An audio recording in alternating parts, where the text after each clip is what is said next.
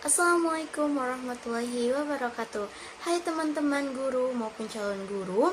Pernah gak sih kalian ngajar anak SD? Pernah gak sih kalian observasi anak SD dan merasa, loh kok anak kelas 2 gak sama ya kayak kelas 4? Loh kok anak kelas 6 gak sama ya kayak kelas 4? Tenang aja bunda, tenang aja bu guru.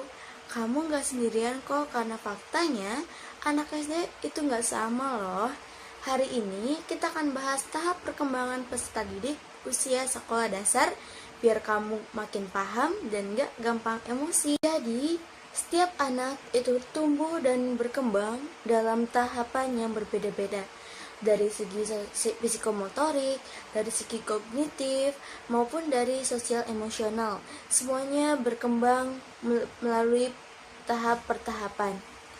Nah, kalau kita sebagai guru nggak ngerti itu, bisa-bisa kita maksa anak kelas 2 berpikir kayak anak kelas 2 SMP. Kan repot bunda. Jadi, memahami perkembangan anak adalah kunci menjadi guru hebat. Oleh karena itu, yuk kita kenali tahapan perkembangan anak sesuai dengan usianya dari segi psikomotorik, sosial emosional, maupun kognitif. Ikuti bunda-bunda.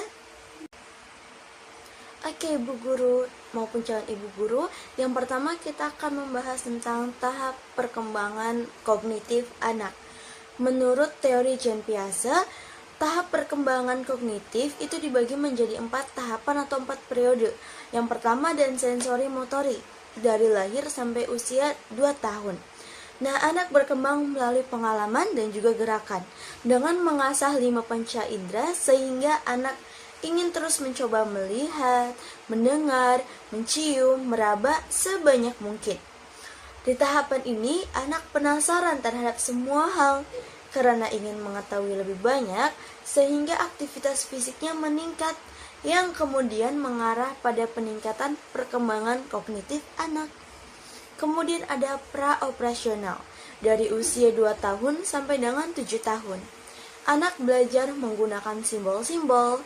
Pada umur 4 tahun mulai memasuki tahap intuitif, sehingga anak banyak bertanya.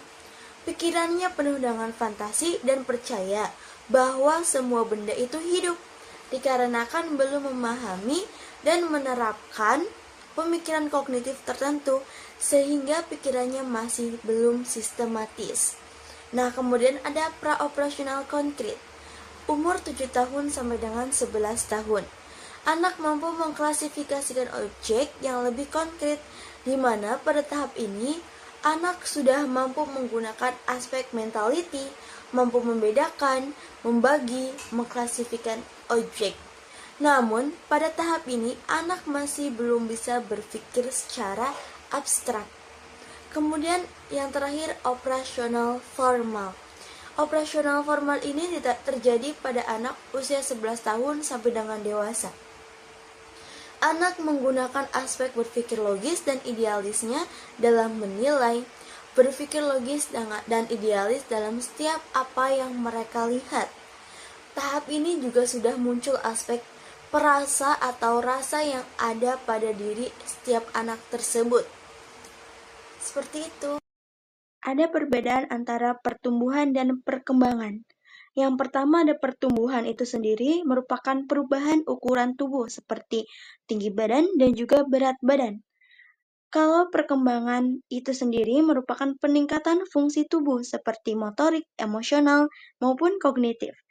Nah, aspek perkembangan fisik ini menurut Cullen dan Thompson ada sistem saraf, otot, kelenjar endokrin, dan struktur tubuh.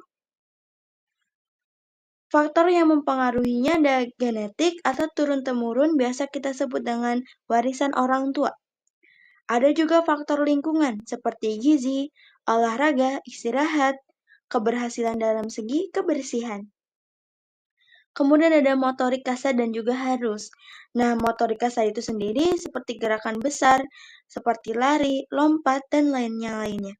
Ada yang motorik halus itu seperti gerakan kecil, contohnya menulis, menggambar, melukis, dan yang lainnya. Kemudian perkembangan saat pubertas itu sendiri, dari laki-laki ada perubahan suara, tumbuh jakun, dan otot. Dari segi perempuan ada menstruasi, pertumbuhan payudara, dan pinggul melebar. Nah, yang terakhir ada perkembangan sosial dan emosional. Perkembangan sosial sebagai proses untuk berinteraksi, bekerja sama, mematuhi aturan. Perkembangan sosial sebagai emosional. Proses mengenali, mengekspresikan, dan mengelola emosi. Faktor yang mempengaruhinya ada keluarga, teman sebaya, lingkungan sekitar, dan yang lainnya.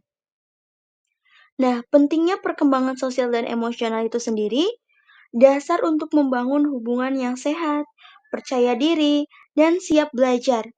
Anak belajar dari contoh orang dewasa dan interaksi bersama teman sebayanya. Cara mengembangkan sosial emosional itu sendiri bisa dengan bermain bersama, belajar empati satu sama lain, latihan ekspresi emosi. Guru dan orang tua mendukung dan memberikan contoh dan juga arahan untuk anak itu sendiri. Ciri anak mempunyai masalah sosial emosional, menarik dari lingkungan, tidak punya teman, mudah tersinggung, dan sulit untuk fokus.